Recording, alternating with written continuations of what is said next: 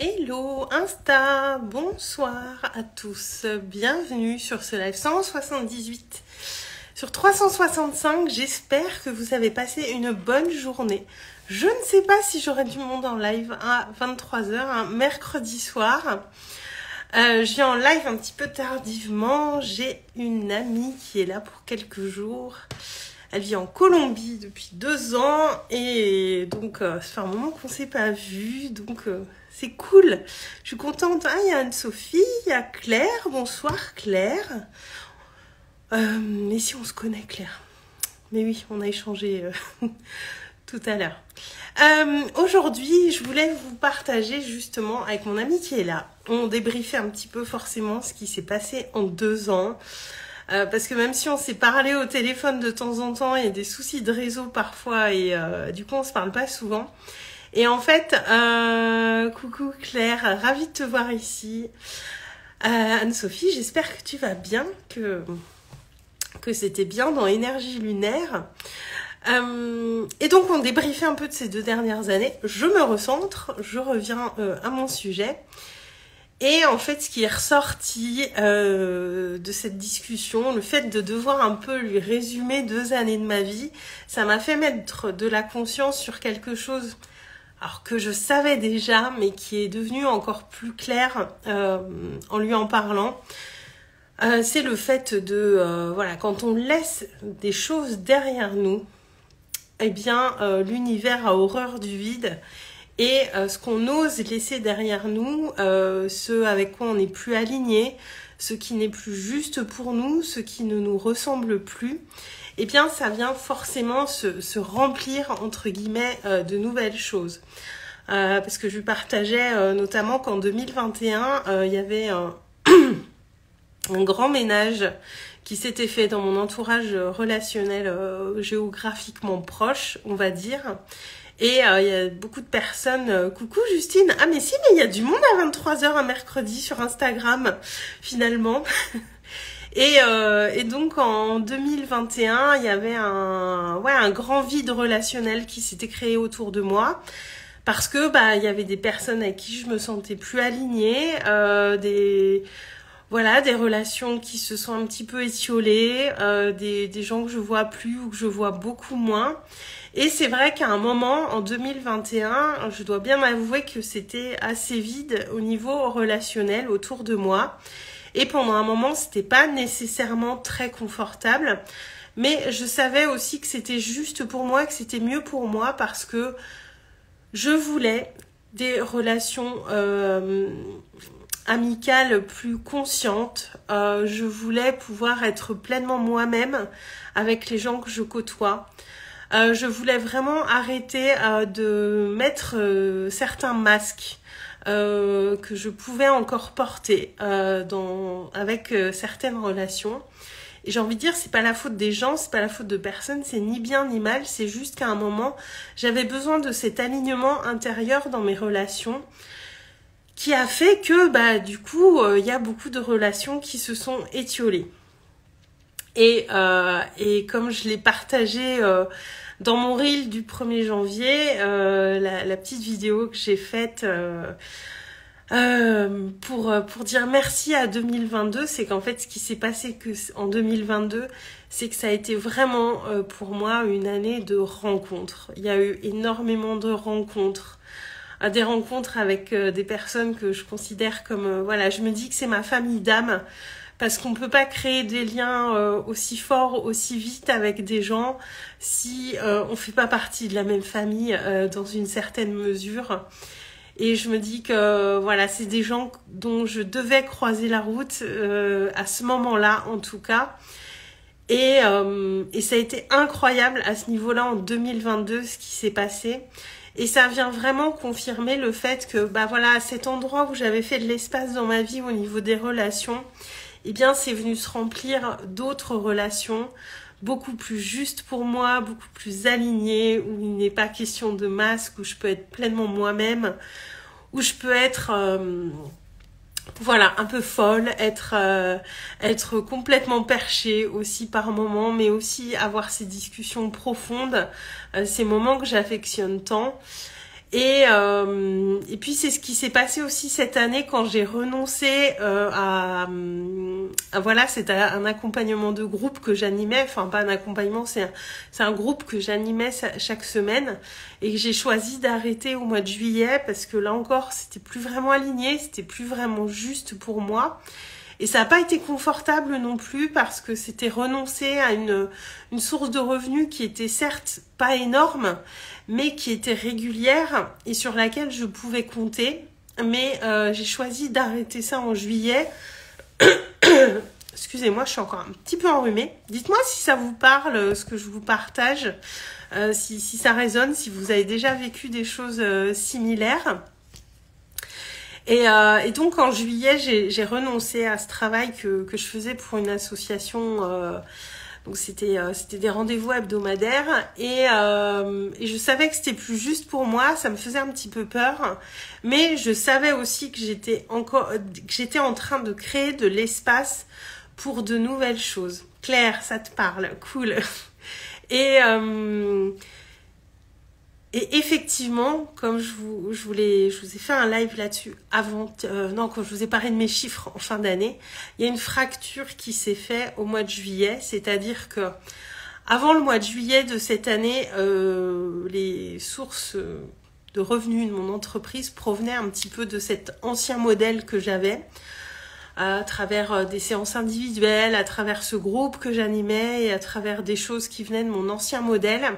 Et à partir du moment où j'ai osé renoncer à ça, eh bien, je suis passée, entre guillemets, en vrai dans mon nouveau modèle, même si je suis là depuis un moment, à trouver mes nouvelles clientes grâce aux réseaux sociaux, grâce au partage que je fais ici, grâce aux propositions que je vous fais ici et qui viennent vraiment d'un espace très juste pour moi et qui ressemble complètement à celle que je suis aujourd'hui. Et on peut avoir peur quand on renonce à certaines choses, quand on laisse derrière nous certaines choses, parce qu'on ne sait pas ce qu'il y aura après.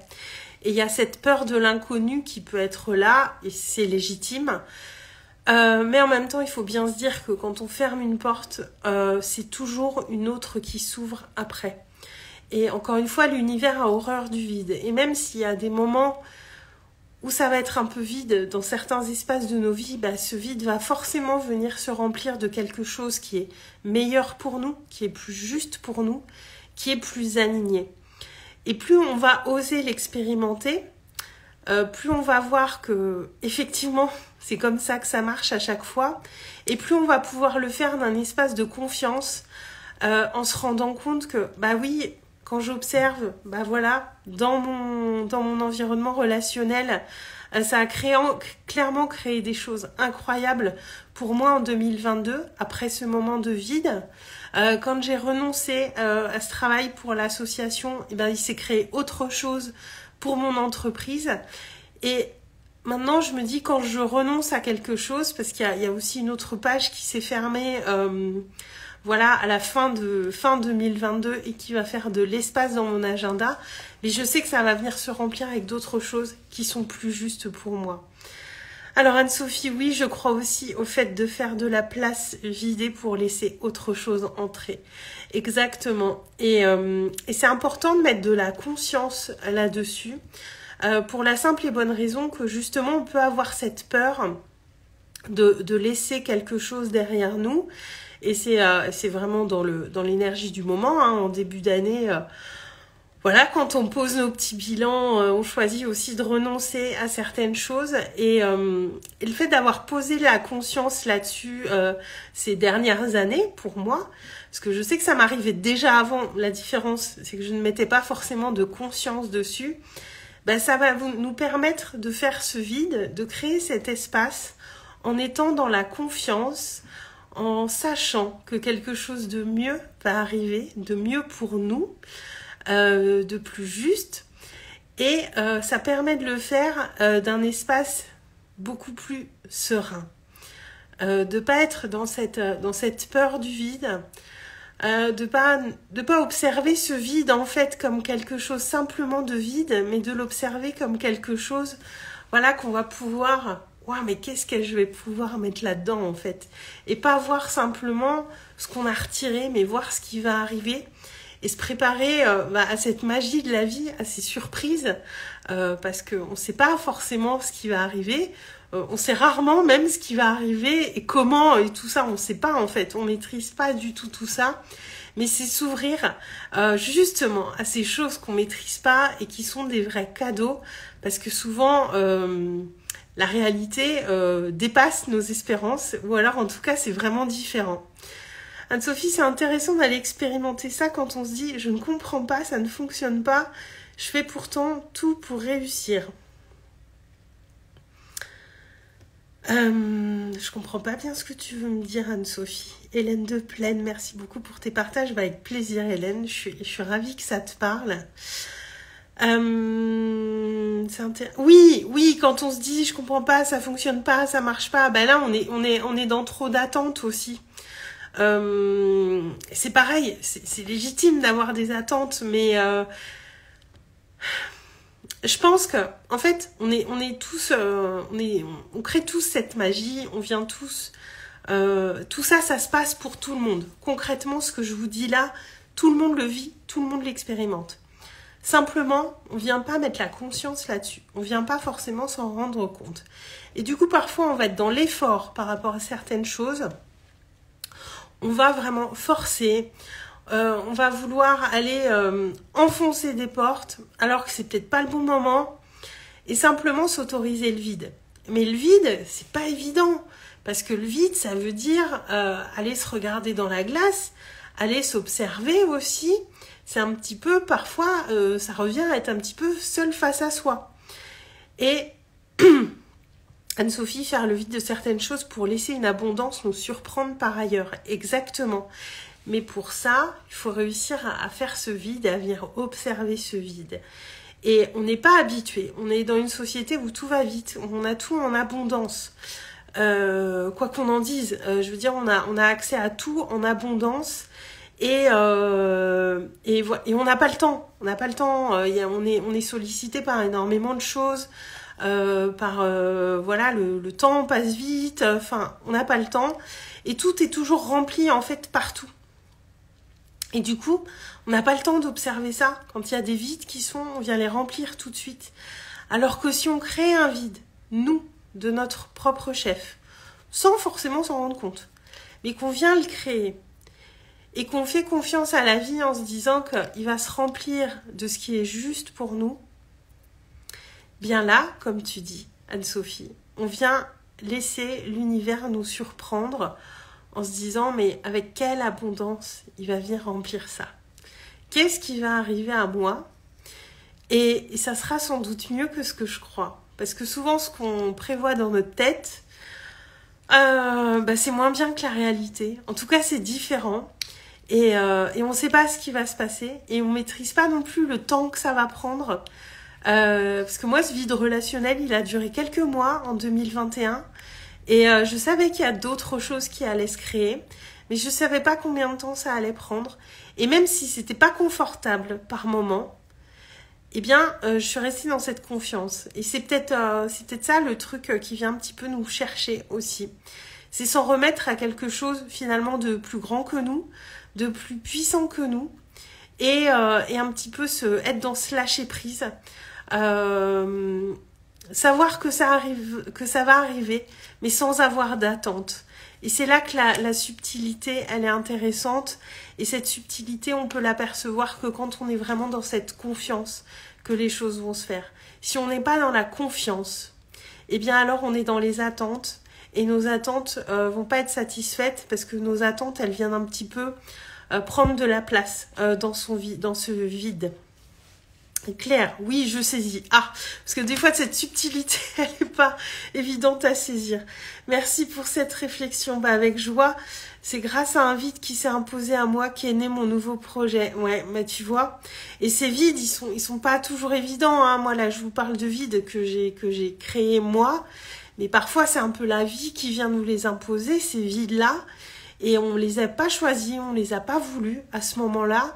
Et ça peut être moins évident de les accueillir, mais Vous savez, moi je crois pas au hasard, hein, je vous l'ai souvent dit, je crois pas que les choses nous arrivent par hasard et se remettre, voilà, s'en remettre à plus grand que nous, à se dire que voilà, c'est qu'il y a quelque chose de meilleur qui m'attend, qu'il y a une autre porte qui va s'ouvrir, même si celle-ci se ferme, même si celle-ci, ben, parfois j'avais pas forcément envie de la fermer, ben, il y a une autre porte qui va s'ouvrir et je vais bientôt trouver la clé. Et voir les choses comme ça parce que voilà, la vie c'est un mouvement permanent, c'est pas quelque chose de stable, c'est pas une mer calme la vie, c'est les tempêtes, c'est les moments de grand soleil, c'est parfois nuageux, c'est tout plein de choses et c'est un mouvement permanent et c'est s'autoriser à vivre ce mouvement permanent aussi entre le vide et le plein, le yin et le yang, le masculin, le féminin, et toutes ces dualités qui font, ces dualités dans lesquelles on vit et qui font la vie finalement. Donc voilà ce que je voulais vous dire ce soir. Je suis allée au bout, je pense. Merci à vous toutes d'avoir été avec moi les filles, ça a été un plaisir de vous avoir en live avec moi, surtout que j'étais pas bien sûre d'avoir du monde ce soir, donc d'autant plus ravie. Je vous souhaite une très très belle fin de soirée. Si vous avez envie qu'on aille plus loin dans ces échanges en privé, n'hésitez pas à venir échanger avec moi en DM, ça sera avec plaisir. Anne-Sophie, tellement beau ce message. Ah, bah merci beaucoup. Ravie que ça t'ait parlé. Hélène, c'est complètement ça. Bah, je suis très heureuse que ça résonne pour vous, les filles. Merci beaucoup pour vos commentaires. Claire, plaisir partagé. Ouais, grand plaisir et ravie de te découvrir, Claire. Ravie de nos échanges qu'on a déjà eus aujourd'hui. Je vous embrasse très très fort. Je vous souhaite une belle fin de soirée et à très très vite. Plein d'amour. Je vous embrasse.